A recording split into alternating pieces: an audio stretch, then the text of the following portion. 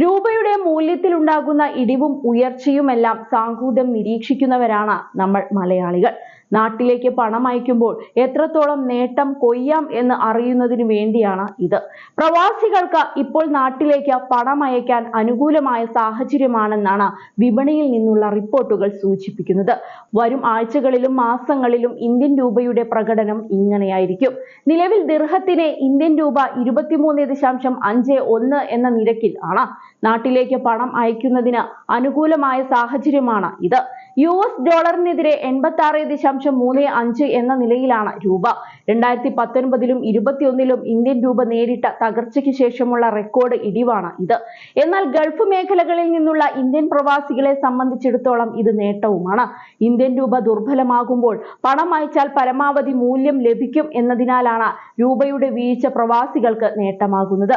പുതിയ ഗവേഷണ പ്രകാരം ഏപ്രിൽ ആദ്യവാരത്തോടെ UAE ദിർഹത്തിനെതിരെ ഇന്ത്യൻ രൂപയുടെ മൂല്യം 23.20-നും 23.24-നും ഇടയിൽ ഉയരുമെന്ന് പ്രതീക്ഷിക്കുന്നുണ്ട്.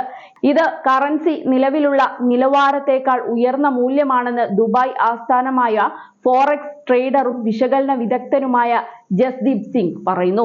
ഏപ്രിൽ അവസാനമോ മെയ് തുടക്കമോ നിരക്കുകൾ സമ്മർദ്ദഘട്ടത്തിലേക്ക് മടങ്ങുമെന്ന് പ്രതീക്ഷിക്കുന്നതിനാൽ ഇപ്പോൾ പണമടയ്ക്കുന്നത് ലാഭകരമായിരിക്കും. ഏപ്രിൽ മാസത്തിന്റെ ഭൂരിഭാഗവും പ്രവാസി പണമടയ്ക്കുന്നവർക്ക് ഇന്ത്യൻ രൂപയുടെ വിനിമയ നിരക്ക് ശക്തിപ്പെടുമെന്നാണ് പ്രതീക്ഷിക്കുന്നത്. അതിനാൽ നിങ്ങളുടെ UAE ദിർഹത്തിന് കൂടുതൽ ഇന്ത്യൻ രൂപ ലഭിക്കുന്നതിന് ഇപ്പോൾ പണമടയ്ക്കണം. അല്ലെങ്കിൽ 1-2 മാസത്തിനുള്ളിൽ നിലവിലെ നിലയിലേക്ക് മടങ്ങുന്നതുവരെ കാത്തിരിക്കുകയോ ചെയ്യുന്നതാണ് സാമ്പത്തികമായ നീക്കം എന്നും അദ്ദേഹം കൂട്ടിച്ചേർത്തു.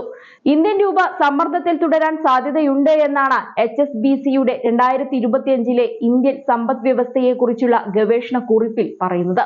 വരും ആഴ്ചകളിൽ മിക്ക ദക്ഷിണേന്ത്യൻ കറൻസികളുടെയും മൂല്യം ദുർബലമാകും.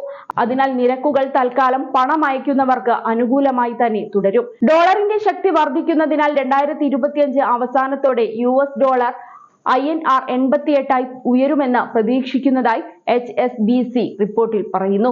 ഈ വർഷാരംഭം മുതൽ ഡോളറിനെതിരെ ഇന്ത്യൻ രൂപ 2.8% കുറഞ്ഞത്.